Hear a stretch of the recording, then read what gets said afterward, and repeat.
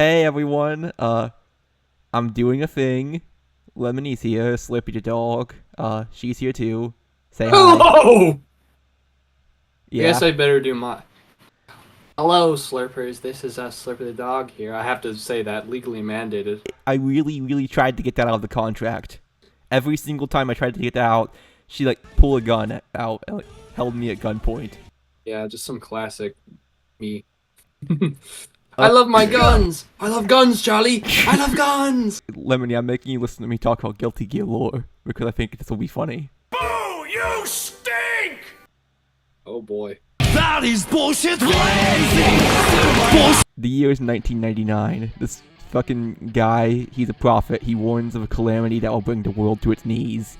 People don't listen to him though. Shortly after, an unknown being manifested itself within every electronic device on Earth.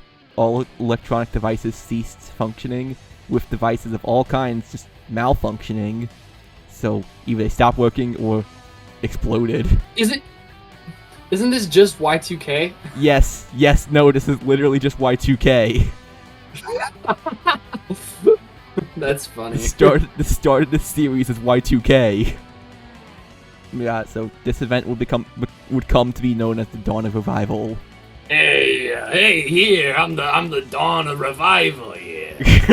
In the immediate aftermath, the world would begin to fear that the being that manifested itself before, which came to be known as the Universal Will, because that's its name, that was the cause of all this. So if they just hit the reset button on all the computers and shit, it'll just manifest itself again. The Universal William Afton always comes back. Yeah. The usage or possession of electronic devices was banned worldwide. This rendered the entire world's infrastructure obsolete. Baby phone was good the whole time. Unfortunately, phone not invented yet because this is 1999. The phone invented in the 20s. Yeah, I mean, smartphone, Steve Jobs. Okay, go on. Steve Jobs. It didn't have the first iPhone come out. Weren't there weren't there Blackberries by this point? Yeah, Am I but crazy? BlackBerry can't play Family Guy funny moments, so therefore not bad. Fair enough. Alright. Oh yeah. Oh wait, no. Yeah, no electronics, no TV, no Family Guy. With hundreds of millions dead and the infrastructure keeping hundreds of millions more alive gone. Yeah, no, the Universal Will tried to destroy the Earth, and it came goddamn close. What? So did the Y2K thing of all the planes crashing at once happen or whatever? So that caused a bunch of deaths. Yes. Oh. And the infrastructure keeping hundreds of millions more alive gone, the world fell into complete chaos. However, that same prophet who warned of this destruction, and then he'd get the name The Original, he would reemerge and he taught humanity how to harness magic. How does he know how to do that? Over the next decade, magic would become the new, widely adopted global standard, and the world would begin to rebuild. In this reborn world, 3 students would meet each other at a university. Frederick Bulsara, Arya Hale, and Asuka R. Kruitz. These 3 would grow extremely close. They're best friends, they're besties. Wow! Frederick and Arya even entered a romantic relationship. Upon graduating, the 3 would be brought on to something called the Ecosystem Evolution Project, a research project being led by a professor of theirs. After some time, he would retire, appointing Asuka as the new project lead. That's gotta be nepotism. Probably. He brought them all on. It's like, ooh, these students are so smart, and they work well together, so that's a perfect match. My students are all smart! Under Asuka's leadership, the team would complete a theory on this thing they called gear cells. I'm gonna make a prediction right now. I'm gonna make a prediction. It's like a game mechanic that's you're charging your super is going to your 3rd gear or something like that. I think you're thinking of One Piece. Gear cells are a hypothesized type of organic cell that would allow the body to repair itself. The hope for this project was that they may be able to find a way to cure terminal illness, and this could be a solution. They could solve disease. They began to run tests on integrating gear cells into different organisms, and found that the cells had the side effect of enhancing strength and resilience. This caught the attention of the militaries of the world. Asuka, not wanting their work to be weaponized, but facing increasing pressure, decides to turn all of the gear cell research to the United States government under 4 conditions. You might think, hey, why the fuck, if you do not want your work to be weaponized, would you turn it over to the United States government? Yeah, that was my immediate thought of all governments in the world. To be fair, this research is being done in the United States, so they don't have much. Yeah, if they have to turn, you could have given it to the Russians. No, Actually, they the could. Russians would probably. The 4 conditions are: any benefits derived could only be used to further peace in the world. Which, fun fact, you can twist that one. A guarantee of the physical and financial well-being of everyone involved in further research. Retaining all current staff with a significant budget increase, and a public announcement of these conditions to prevent the state from going back on them once they were agreed upon. That ain't gonna do shit. The Ecosystem Evolution Project was renamed to the Gear Project, with several countries investing massive amounts of money into it. But as the project grew in prominence, Arya's health worsened. By this time, magical cryosleep chambers had been invented. But Arya didn't want to be frozen until a cure was found. Since she was afraid by the time she woke up, Frederick would have died, and she didn't want to live her life without him. So, Asuka promised Arya that if she went into cryosleep, he would ensure that she could see Frederick again no matter how many years had passed. So, Arya trusted him, so, since, you know, he's like a best friend, she trusts Asuka, so she agrees to this. So she goes into cryosleep, and then Asuka went about granting Frederick immortality so that, you know, he could be alive whenever she woke up. Frederick soon disappeared without a trace. Oh dear. So, shortly after this, the military intervened in the Gear Project, proving Asuka's initial fears right. Oh no. They argued that the United States military's goals were for a more peaceful world, so they're not actually breaking his terms. Asuka would destroy as much research as possible, and most of the core team left, so they had to shelve the project after this. Nearly 3 decades have passed, the United States' influence has gone into decline. In their desperation, they reopened research into the application of gear cells for the purposes of military use. Yeah, obviously their research is pushed back due to the fact that Asuka destroyed as much as possible. Right. 3 years after this, a rough prototype will be finished. It was a being embedded entirely with gear cells. So they made a gear. This being, and I was like, it will come to be known as gears. This is a gear. Oh, I see. Yeah, this thing's a gear. Please tell me this is Mr. Bad Guy himself. Asuka R. Kreutz would rejoin the Gear Project under an alias to gather information on the project's progress for his own secret project. This is exactly like something, but I can't remember what it is. After many more years of study, they were ready to begin producing combat-ready gears, and Asuka was ready to enact his plan. Asuka, with his intimate knowledge of gears, wanted to create a gear capable of controlling all of the mass-produced military gears that would be produced. I have bad news. This is not the sentence. I don't think that's a sentence where I say gear the most. Oh, wait. I know what this is. I know it because it was reminding me of. It was like, what is this reminding me of? And it was literally Five Nights at Freddy's when. This isn't any of the Afton kids. I have bad. Or any of the Afton kids or Henry will like join like a Five Nights at like a Freddy Fazbear location and be like, yeah, we're a different person, and they're just not. Whatever, they'll just be under an alias. Yeah, believe it or it's not. It's literally that. Believe it or not. It's literally that. Believe it or not, this is only the 3rd most FNAF-like thing within the Guilty Gear series.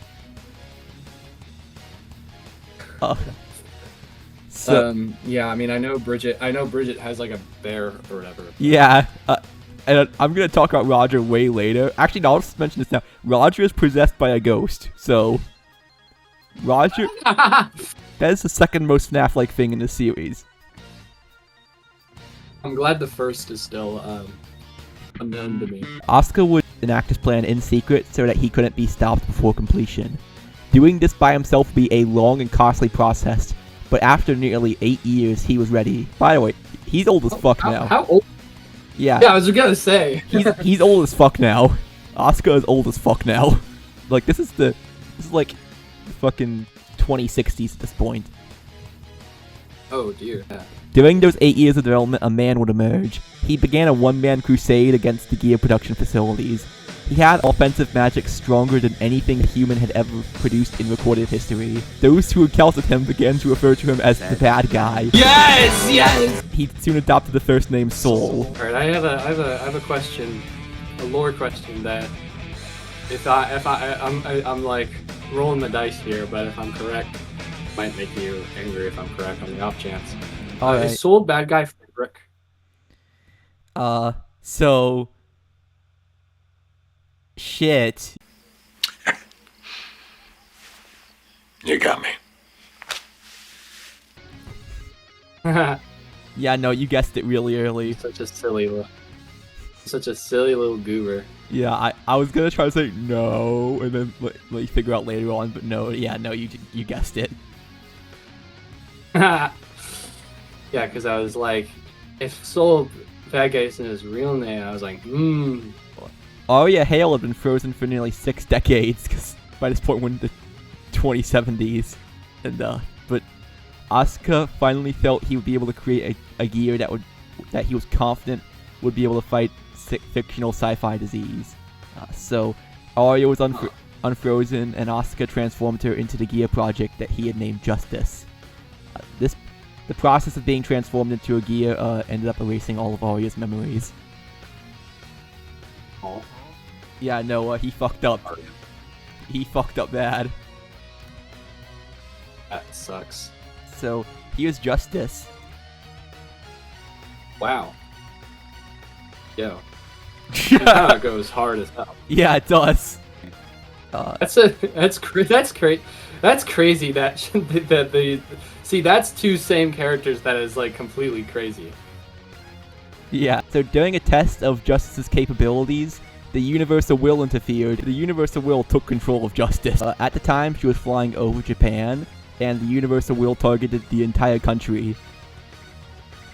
I see. This process transformed some of them into monsters. Like, she acts like in the process of trying to control the entire nation of Japan, some of them like got turned into these weird monstrous creatures. So Asuka had to quickly react because he was watching all this unfold and was like, fuck, what the fuck is going on? Well, he had an idea. He knows about the Universal Will. But he was like, shit, is this the Universal Will? God damn it. He had to quickly react, and he did not have many options. So he took manual control of Justice and had her vaporize Japan. Oh. Yeah. Justice vaporized. Why? He thinks Just to get rid of the Universal Will? if the Universal Will took over an entire country, that would be the end of the world. This successfully stopped the Universal Will from manifesting on Earth, but the trauma of this event would cause her to declare war on humanity. Oh. As you do. Yeah. Wait, what made her not like keep falling? I'm gonna have to deal with this guy again. Oh my, stop interrupting. I don't think in your video. Do not tell me you just want me to pet you. I can't pet you if you're over here on my bed and I'm over there on my computer. I'm keeping this in the video, Lemony. Like, I think it's because my theory is because Asuka manually took control of Justice, and that's like the one person she knows. She does never personally interact with any other humans. Oh yeah, since she became Justice. But Yeah. But like, yeah, she doesn't have any memories of that shit. So like, this is the one guy she knows, and he manually took control of her and had her to blow up an entire country. I see. And again, yeah. she doesn't know what the fuck the Universal Will's deal is. She didn't know what the fuck was going on. She was just like something. She's basically this image of down here. Yeah. Asuka would attempt to manually control Justice to rein her in from waging war on humanity, and for a time this somewhat helped, but eventually her mental defenses sharpened to the point where she developed resistance to the control measures he put in, so nothing could stop her from raining hellfire upon the world after this. In the aftermath, the world began to look into Justice's origins, leading them straight to Asuka and his little pet project. And Yeah, so he was labeled a war criminal and forced into hiding. His false name would be discovered as an alias, but his true name was never found, leading the world to refer to him as that man. Really? Yes, they call him that man because they don't know his name's Asuka. That's really funny. Yeah. That's like an r/Arkham joke. Yeah. Justice used her powers to turn all of the world's gears against them, and by doing this, created the strongest army in human history. In response, the United Nations would form this one force called the Sacred Order of Holy Knights to combat the gears. If you're wondering why their name is the Sacred Order of Holy Knights, it's because the Vatican gained a lot of political power over the last several decades. I see. Yeah, that sounds like something that would happen. Even though there's another god going around, but the universal will is not God. This war would rage on for decades, and the only people capable of killing gears are the Holy Order and Soul Bad Guy. In the 29th year of fighting, Soul saved a 6-year-old boy named Cliff Underson from a gear attack, which I'm not gonna send you pictures of him yet because it's not like, you know, he doesn't become relevant as a 6-year-old, so I'll save that for later. Got it. So he becomes Faust. This incident would inspire Cliff to join the Holy Order when he grew up, wanting to protect others like he had been protected.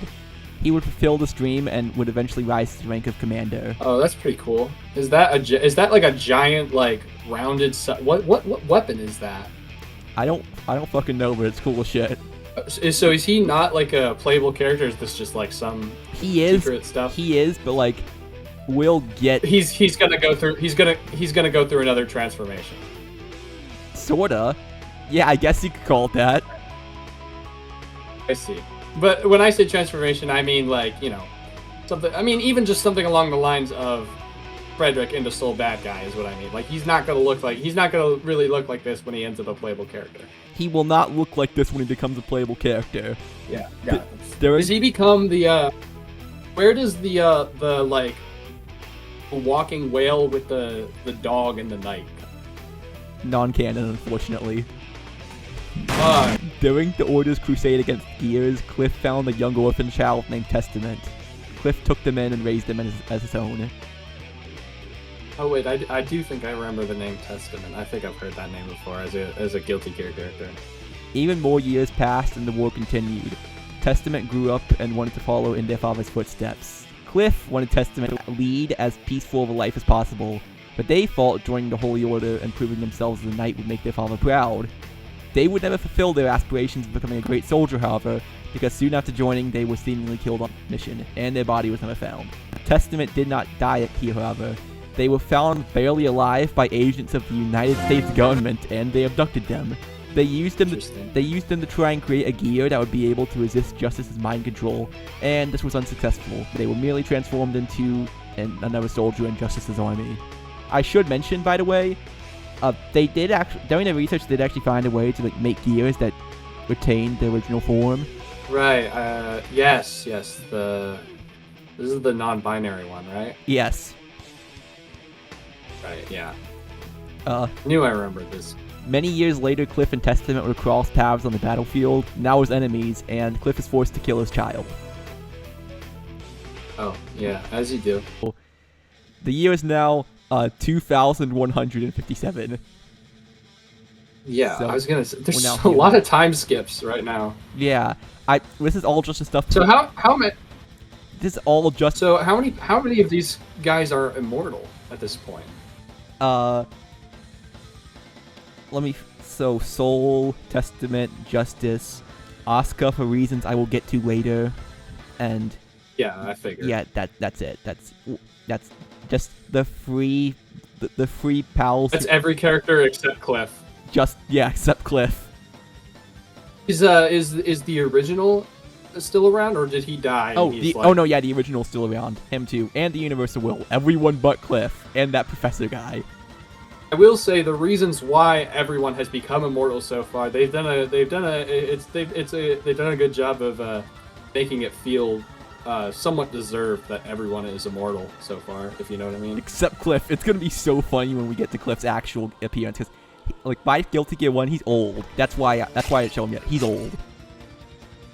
I see. He gets old. That's why I meant by, that's when you asked, does he undergo a transformation, and I said, I he just ages. It's because he doesn't even. He doesn't become a gear. It's because he gets old as fuck.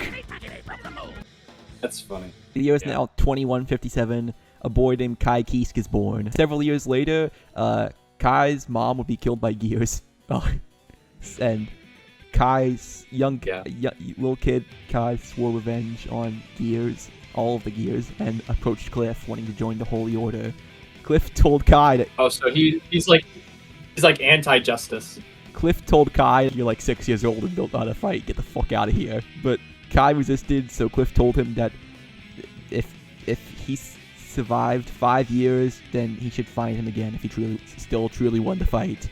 So Kai left, and imagine saying that to a child. Yeah. Like, yeah, can you survive like 5 years with nothing? Yeah, I mean, the only way Cliff could take him in his current state was as a soldier, and he is a 5-year-old. So he's like, dude, go. Wait, so he's gonna enlist him as a 10-year-old still? Yes, Kai left. He joined the Holy Order at age 10 because he found them. And that's funny. He didn't think he would act like after dealing with 5 more years of maturing in a war-torn hellscape that he would still want to become a soldier. But then he had to keep his word because. Yeah. So he was just trolling. He didn't actually think he would come back. Yeah. So by age 15, Kai had risen to the rank of battalion captain, with Soul Bad Guy assigned under his command. So Cliff had managed to convince Soul to join the Holy Order, but Soul was terrible at following orders. Is he like a 10-year-old, like in the games? Or at least in one of the games? Do you play as him as a 10-year-old? No. The first game, he's 23 in the first game. Oh, that's a letdown. One day, Soul challenged Kai to a duel, but Kai underestimated Soul's power because he thought he was kind of like a normal guy. So he went easy on him. Not like 200 years old. Yeah. So he went easy on him and lost. And Soul interpreted this as Kai holding back on him and not taking him seriously. So he started to disregard his orders even more because he doesn't like him now, and this created more tension between them. So Soul was beefing with a 15-year-old. Of course, yeah. Yeah, it's so funny how these two are like rivals like Ryu and Ken, but Soul is 200 and Kai is 15. Yeah, that is pretty funny. Yeah.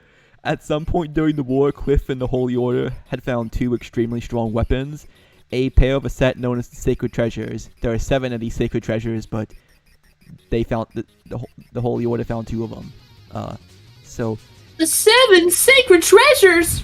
So Cliff waited until he found knights capable of wielding these weapons, and one of them, the Thunder Seal, had eventually been entrusted to Kai. This one amplifies like thunder magic and shit. The other one, that's his sword?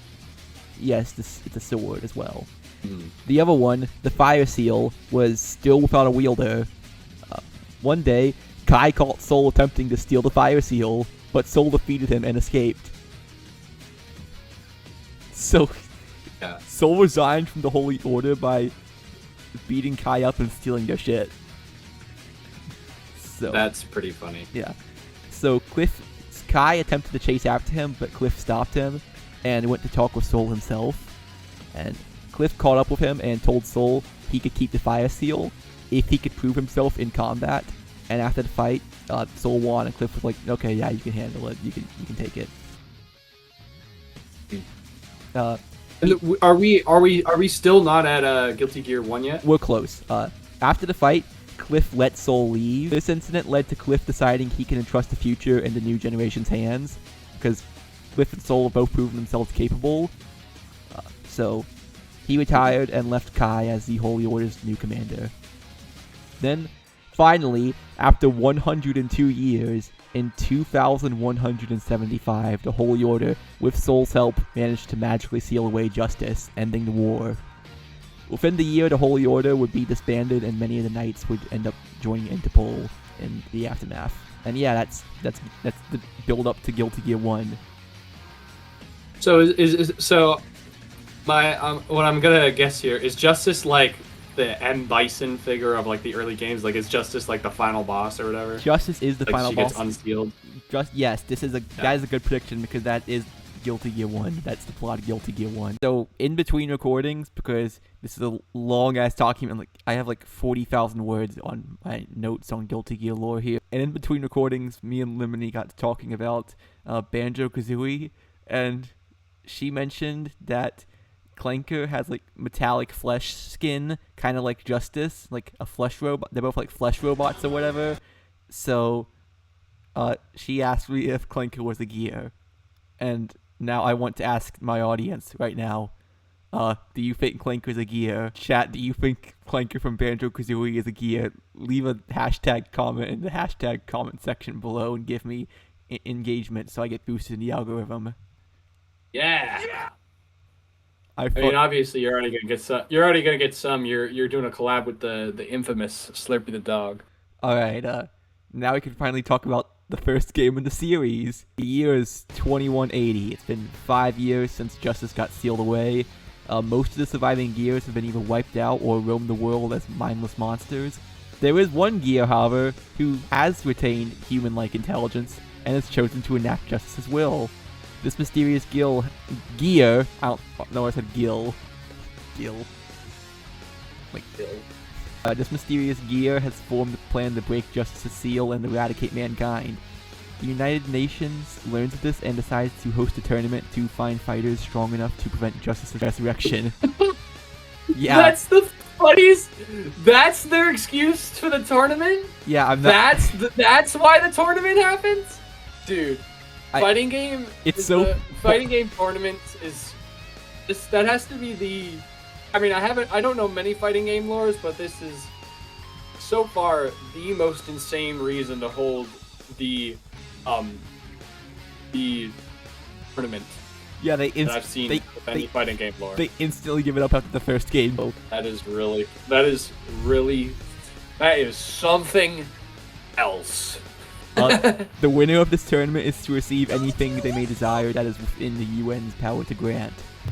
So you've mentioned Soul Bad Guy and Kai Kisk so far are in this? Yes. Soul heard about the tournament while doing bounty hunter work. Thought, something's up here, so entered. Kai also thinks something's up, but not because he just gets a bad feeling about it. It's because of the rules. Like, yeah, you're allowed to kill people in this tournament. Also, the prize is unreasonably huge. We're talking about May now. May? Is this a new character? Yes. Oh, this character! I do know this. She is the dolphin. Yeah, she is the dolphin. After the destruction of Japan, the few surviving Japanese were moved onto different colonies, like around the world. Like, what a sentence to start off on. The pirate thing just an aesthetic because she was a part of an island nation. No, we'll get to the pirate thing. It's not just. Oh. It's not just because she was a part of an island nation. So she meets Johnny. So he took her in, and so Johnny is the leader of a group known as the Jellyfish Pirates. The Jellyfish Pirates are a gang of almost entirely female pirates who travel around on a fleet of magic airships. That's so funny. It's almost all woman pirates, and they're led by a man. Yeah. Maybe he's trans mask, and he started it before he realized, and he was like, "Well, I still like pirating." One day, Johnny would be arrested, caught in the act of stealing. No! May learns of the tournament, so decides to enter and win, and order Johnny's release after winning. Yeah, she's trying to get his bail. Yeah. It is funny to see May, like, truly the first character who has no ties to all the crazy lore shit you've told me about. It's just kinda. Like, oh, okay. Well, still, it's funny to see someone whose motivation is just trying to get bail for her boss. Yeah. I mean, she is Japanese, which means her ancestors got fucking blown up by Justice, but aside, oh, that's right. I forgot that she nuked all of Japan. So the next guy is Dr. Baldhead. Is that actually his name? No, it's not his real name, but he's called Dr. Baldhead. We don't know what his real name is. Oh, when I said that is that his real name, I thought I was literally asking his character name. I can't. His name is Dr. Baldhead. No, that's his name. That's his character name. So, Dr. Baldhead is a man who was considered by many to be the greatest physician of his time. 3 years ago, a young terminally ill girl came into his care. The doctor proposed a new experimental surgery that could cure her illness, but was repeatedly denied by the relevant medical bureaus. Seeing no other option to save her life, he decided to go behind their backs and go forward with the surgery. But during the surgery, the girl died. The circumstances of her death were extremely suspicious, but the doctor believed he had made a mistake. The trauma from this incident deeply scarred his psyche, and he began a months-long killing spree until finally being captured. What? Yeah. What a jump. Yeah. What a The name Dr. Baldhead was attributed to him from coverage of his murders. Oh, it's his serial killer name. Sounds like in the Guilty Gear Society, they actually started doing this. Imagine you start killing people and they start calling you Dr. Baldhead. Not like the Mad Doctor, not anything. No, the Bald or Dr. Baldhead. A couple years later, he'd be broken out by the Gear who was trying to restore justice, since they wanted Baldhead to enter the tournament. Oh. Yeah. Oh, he's gonna love that killing people is allowed rule. Yeah. I'm guessing based off of he's only got one art. I'm guessing he's only in this game. The answer is Yes and no. And no. Oh, okay, interesting. Now we're talking about Potemkin. He goes hard as hell. Yeah. He looks like he's like converted two virtual boys into his fucking gloves. Zato 1. Zato was left orphaned by the war at a young age and was taken in by a group known as the Assassin's Guild. 2 years after joining, the group's leader, Slayer, would resign, sending the guild into a period of decay. Several years after this, Zato, who felt he was powerless, used Assassin's Guild's resources to find one of 6 magic spells that had been outlawed from use and kept highly secretive. Zato performed this extremely dangerous, forbidden spell and lost his eyesight. However, he did gain the power he sought, binding a mysterious, extremely powerful entity known as Eddie to his shadow, now at his command. Wait, this is cool. This is Zato 1 and this is Shadow? His shadow's named Eddie. Oh, Eddie. I like how the mysterious mysterious being has the more normal name of the two. Yeah, I also like how this is like if Venom was the human and Eddie was the symbiote. Oh, Lemony. I'm gonna keep reading this, and you're gonna think something I'm gonna mention here is so fucking funny when I get to it. Using this power, he quickly became the guild's new leader. Soon after this, Zato would take in 2 people in need, Milia Rage and Venom. He took in one of the 2 people he took into the guild is named Venom. I don't think the mic picked it up, but I immediately started snickering very hard. Dude, that's so funny. Did they know what they were doing? Eddie is named after Iron Maiden's mascot. Iron Maiden had a mascot named Eddie. Under Zato, the guild began accepting hit contracts for money, which is, they did not do that before. They did not take hit contracts before. So, Zato would personally accept a high-paying hit on the assassination of Dr. Baldhead, who was not called that at the time, but we don't know his real name, so we're having to call him Dr. Baldhead here. Using Eddie's powers, he became one of the shadows to hide in plain sight, and used it to be in the room with him during a surgery. However, Zato made a mistake and ended up killing the doctor's patient instead. Oops! Oh! What? Wait, that's a crazy... it wasn't even his fault? No, it wasn't. I was gonna... Wait, that's actually a crazy reveal. I was gonna save it for much later on in the story, but to be honest, there's so much going on in XR already, which is the game they revealed it in, that I decided, fuck it, it'd be cool to reveal it earlier. That is crazy. There was so much. That's like when you watch Better Call Saul first.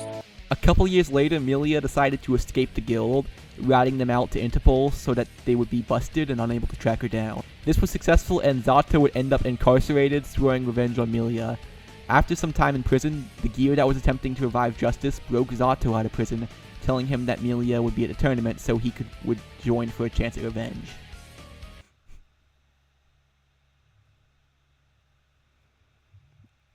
I like that I see he's British. Axel was born in the 20th century in one of the worst parts of England. Axel was an unusually strong fighter for how little training he had, and launched a campaign. Wait, doesn't this game take place in like 21 like 04 Yes, it or does. something like It does. We'll get to why he's in 2180 in a second. He launched a campaign to go wipe out gang violence in his neighborhood, and he managed to do so without a single casualty. Look at him go. He's such a cool guy. He was content to live a peaceful life with his girlfriend Megumi. However, on May 14th, 1998, at the very moment he felt that the newfound peace would last, he was caught in a time slip, a random disturbance in the space-time continuum, and was hurtled 180 years into the future. Axel began searching for a way home, and eventually heard of a fighting tournament that would grant the winner whatever they wished for. In an unfamiliar time, and with nothing to lose, Axel decided to enter and see if they could send him back to the past if he won. Because, I mean, hey, they're in the future, maybe they have time travel. So, alright, next character is Cliff. Cliff Underson. Yep, it's Cliff. So, when Cliff learned of the tournament, he got a bad feeling about it and decided it'd be good to look into it. That's it, that's Cliff. Next character, Testament. Testament had just barely survived the battle against Cliff. Even after the war had ended, Testament felt they could not approach their father or the world at large again after what they'd done, so they went into hiding. After Justice was sealed away, she managed to slowly but surely use her powerful magic to weaken her seal, and after a couple years, her seal was weakened enough that she could exert her will onto a single gear in the outside world. Justice would choose to exert her will onto Testament, since while a single gear could not be powerful enough to break her seal, a humanoid gear might be able to manipulate others into doing the work for them. So, Testament, controlled by Justice, approached a high-ranking UN official and shared evidence of the deterioration of Justice's seal. This would launch a long chain of Testament approaching various people in relevant positions and telling them what they would need to hear to organize a fighting tournament to find people to prevent Justice's revival, even manipulating the rules and prize. Justice's plan was for Testament to acquire and perform a rumored forbidden spell that allowed someone to convert blood to magic energy, to create a massive amount of magical energy that could be used to destroy Justice's seal.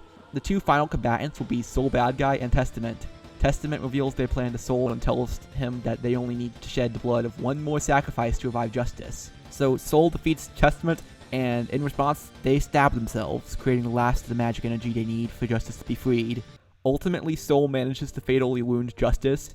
As she dies, Justice asks Soul how he manages to resist her, since she recognizes that his strength far surpasses what any human should be able to muster, and he has lived far longer than any human should be able to, so he must be a gear. So, how the fuck is he able to resist her control? Anyways, let's rewind back to 2016 to answer her question.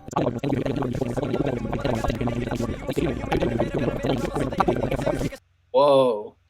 That's a twist. Yeah. Soul reveals his nature as the prototype gear to Justice, and this made something in Justice's head click. Something deep down in her subconscious remembered Asuka's promise to Arya, and this part of her knew that this was Asuka's fulfillment of that promise. In her final moments, Justice regains her memory of her old life and uses her final words to tell Soul she wishes the three of them could have talked just one last time. So, That's a lame ass wish. Didn't she commit genocide? They're like, oh, if I had done one thing different. These final words make Soul realize Justice's true identity, and stricken with grief over killing his own fiancée, Soul swears to do the same to Asuka. I'm gonna read this excerpt from Soul's ending in Guilty Gear 1. Soul, the Guilty Gear, stared at his blood-stained hands and prayed for the soul of the grotesque sacrifice at his feet. He's the Guilty Gear? That's... Yes. Hold up! His writing is this fire? Yeah, Soul, the game is named after him, but you don't know that until the fucking end. That's kind of cool as hell, though. Like, what a title. Baldhead hears the cheers and relief of the people as they celebrate the news of Justice's death, and seeing them celebrate themselves being spared death, this reminds him how precious life is. Baldhead flees into the cold night in anguish, vowing that he will atone for his sins. Interesting. Potemkin is What a random ass character. yeah. And then he's never playable again. Axel begins thinking that this new world might not be so bad, and he can learn to make friends. But as he begins his journey to make a new life for himself, he once again is hurled through time.